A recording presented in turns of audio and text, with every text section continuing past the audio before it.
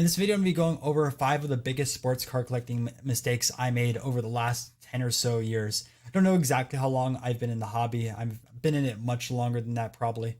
I know I started collecting sports cards in elementary school. My dad used to take me to the flea market and used to take me to card shows because he used to own a card shop himself. But because of that, I got infatuated with baseball cards and I made a lot of mistakes over the years. And these mistakes have cost me tens of thousands of dollars and completing some sets that I still need a few cards today. So stay tuned in this video and don't make the same mistakes I did or else you're going to be out of luck. Hey, welcome back to another Breakout Sports video. I'm Ryan and today I'm going to be telling you guys about 5 of the biggest mistakes I made while collecting sports cards. So the first one is just not buying the card itself. Don't be afraid to buy a card in bad condition. So I'm a condition freak. Everything I want in my PC is going to be an 8, 9, or 10. I'll make some exceptions for cards, let's say T206 cards and some in the 30s and 40s, right? You're not going to find a lot of high grades back then. But most modern cards, let's say 70s, 80s, 90s, 2000s, I want high grade. But when first buying out a card, this can be a huge mistake. See, a lot of cards end up skyrocketing over time.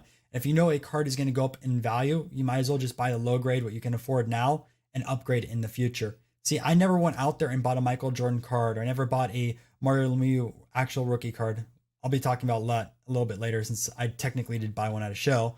I never went out there and got the Gretzky. I never went out there and got some of the baseball legend rookie cards. And the reason why is I just couldn't afford the high grades, the 8s, 9s, or 10s. And some of the mid or lower grades, let's say 4 through 6 or even lower, were very affordable years ago. Instead of pulling the trigger, I let my pride and say, no, I'm not going to buy this card unless I want an 8, 9, or 10. And those cards have absolutely exploded. In fact, I should have just bought those cards back then and then used some funds to upgrade to a higher grade.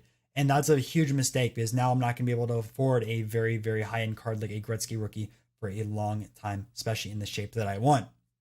Now, the second mistake I want to talk about, which I was kind of inferring on the Mario Lemieux card, is do your research on expensive cards. A few weeks ago, I went to the Clearwater card show and I thought I got a legitimate Mario Lemieux card. The dealer I bought it off of had a ton of vintage cards that were graded. He had some Ruth cards, he had some Garrett cards, some T206 cards, and all those looked real to me.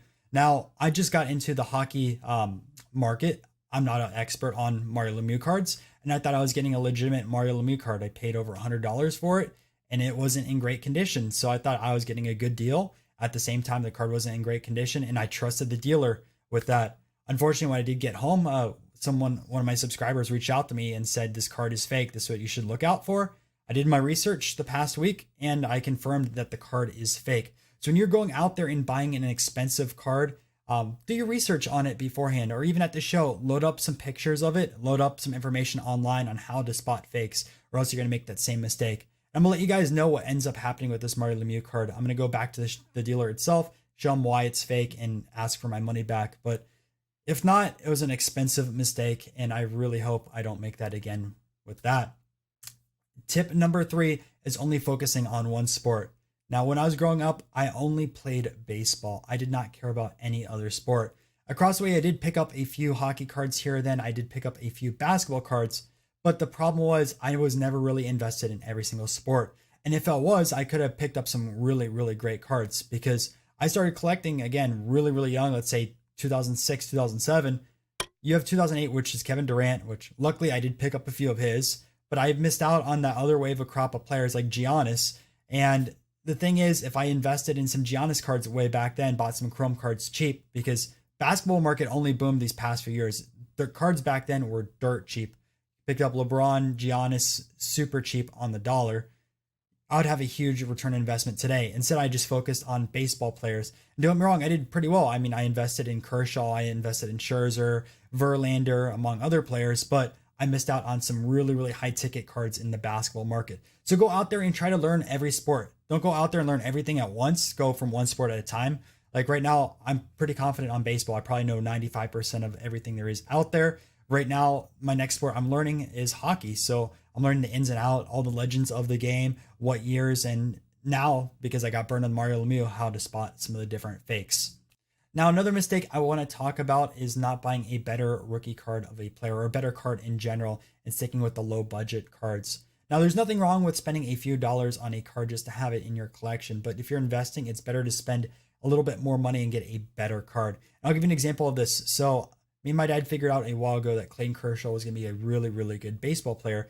And we probably have 30 or 40 of his cards. But we never really got any of his autograph cards. Sure, we got a few numbered cards, got a lot of his update rookie, but we didn't spend extra money, let's say $30 or $40 on an autograph card back in the day. And if we did, if you look at the price of the autograph cards now, it was a big mistake. Now, don't get me wrong, his update card along with some of his numbered cards are really, really good. But compared to his autograph card, if we spent only $10 or $15 more, the returns were there. And that's something I really regret not buying some of the higher end autograph cards. Now, the last mistake I made is not completing a set. And in fact, one card costed me $10,000. And that is the 2011 Topps Diamond Anniversary Mike Trout rookie card. Yes, I have the full Diamond Anniversary set, including all the short prints, all the really good rookies that year between DJ LeMahieu, Paul Goldschmidt, Rizzo, Altuve, Chapman, Freddie Freeman, everyone in that set but the Mike Trout. And it really, really sucks. The reason why I didn't buy this card back then, me and my dad, let me give you a little bit backstory first. Me and my dad really wanted to complete the set because the set was like none other. This was the first time there was like a diamond type parallel for every single card in the set of a top set. See, there was the gold parallel in the past and the black parallel, and the gold was numbered to each year. So 2011 would be 2011, and the black was numbered to years Topps has been around. So that'd be 60. But the unfortunate thing was with diamond, or not unfortunate, but with the diamond set, it wasn't numbered. It was just a really, really cool parallel. So we decided to go out there and collect the whole set. It'd be really good bonding between us. And we bought every card, all the short prints, everything, like all the rookies, but we decided not to buy the Mike Trout because we thought it was overpriced. See, his rookie season, the Mike Trout diamond card was already going for $30 or $40, and we thought that was outrageous, especially for a modern era card that wasn't autographed. Well, next season, that card ended up going to $60 or $70. We're like, oh, this card is going to go down. He was just lucky with the MVP award. He's overrated. Next year went up to $120, $140, and just kept going up and up and up, and we never pulled the trigger. Now this card, I believe in a PSA 10 is around $10,000. I'll put a comp up on here just to show you. And it was the biggest mistake of our lives with collecting sports memorabilia. Well, at least not for my dad. I know he's made other mistakes buying cards, and I might cover another video, but for me, at least, that was my biggest mistake because that's a $10,000 card now.